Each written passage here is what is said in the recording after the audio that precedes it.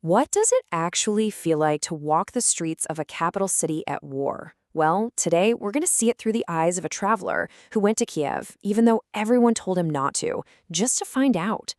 This is a story about the surprising, the resilient, and yeah, the heartbreaking reality of life in Ukraine's capital.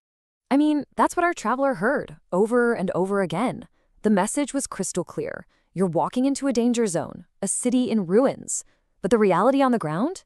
Well, that was something else entirely. Something nobody on the outside could have prepared him for. All right, so here's the plan for this explainer. First, we'll tackle that huge gap between expectation and reality. Then we'll start to look for the cracks in that normal-looking facade. After that, we'll get into the visible scars of war, touch on the history that led to this moment, and finally try to understand this strange, warped new normal that has taken over. Okay, let's dive right in. Expectation versus reality. When you picture a capital city in the middle of a war, what comes to mind? Rubble, right? Danger everywhere? Well, whatever you're imagining, the reality in Kyiv, it's probably going to surprise you. Yeah, the difference is just wild. Instead of piles of rubble, our traveler found clean streets and shiny modern buildings. Instead of a city on total lockdown, you've got McDonald's and KFC serving customers. It's a completely surreal first impression. It just doesn't compute. And this resilience, it's not just cosmetic, it's technological. I mean, unlike so many conflict zones, Kyiv's digital infrastructure is incredibly strong. You can use contactless payments almost everywhere, and you can get high-speed internet from Starlink and cafes, even on the bus. That tech backbone is a huge part of why some kind of normal life can even continue. But, that surface-level normalcy, it's fragile. It's a facade. And if you look just a little bit closer, the cracks start to appear, and you can feel the constant, quiet hum of the war underneath it all. So the first real crack you notice is just an absence, a quietness. The buildings are standing, sure, but where are all the people? Kyiv's main train station, this should be a bustling hub in the capital of Europe's largest country, is just shockingly, eerily empty. And that quiet is a really powerful sign that something is fundamentally wrong here. Now, one of the most critical pieces of Kyiv's infrastructure is its metro system, and it holds a pretty incredible world record. The arsenal in the station goes down over 105 meters.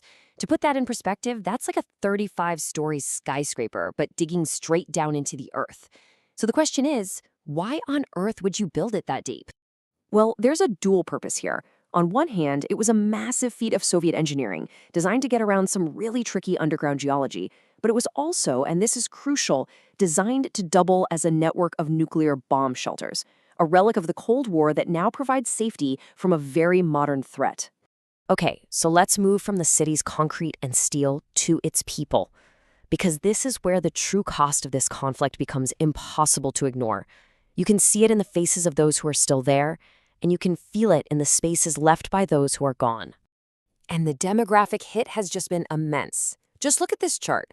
Before the full-scale invasion, Ukraine's population was over 40 million people. Today, it's estimated to be less than 35 million. That's millions of people gone, either displaced inside the country or having fled abroad. And that population shift has dramatically changed the feel of the city, with men over the age of 25 eligible for the draft and generally not allowed to leave the country. The streets and public spaces are now mostly filled with women, children, and younger men. The absence is noticeable.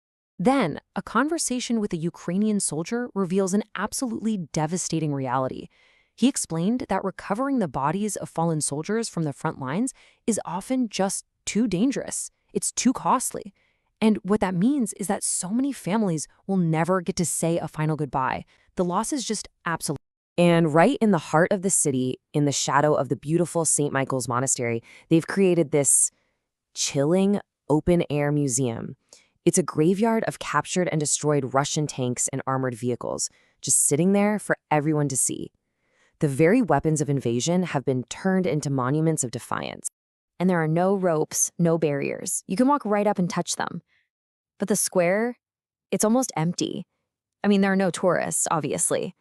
And for the locals, these shocking symbols of war have just become another part of the daily landscape, something you walk past on your way to work. So, to understand how those tanks ended up in the middle of Kyiv, we need to rewind a bit. Let's just quickly trace the key moments that really set the stage for all of this. So it really all kicks off in 1991. The USSR is collapsing, and Ukraine declares its independence. A few years later, in 94, it partners with NATO, signaling a clear shift towards the West. Things really heated up in 2014 when a pro-European revolution prompted Russia to annex Crimea. And that long, simmering conflict finally just exploded into a full-scale invasion in February of 2022. So what does daily life actually look like when war is just the constant background noise? Well, people adapt. They have to. And in doing so, they create this strange, warped, new kind of normal. Our traveler noticed this incredible, but also kind of somber resilience. You see people going about their lives. They're working, they're studying, they're even smiling and laughing. It's not that they don't feel the immense weight of the war. It's that after so long, a certain kind of numbness becomes a necessary survival tool. It's a shield. And one of the most powerful shifts isn't something you can see, but something you can hear. Russian was once widely spoken, but now many Ukrainians refuse to speak it. They exclusively use the Ukrainian language, and it's become this powerful daily act of cultural resistance and national identity.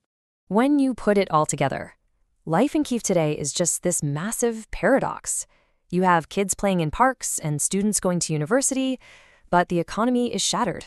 People are desperately clinging to their routines, all while living under the constant, abstract threat of an attack. The extraordinary has somehow become ordinary. After seeing the human cost, the incredible resilience, and the deep, tangled history of it all, our traveler was left with one final, haunting question.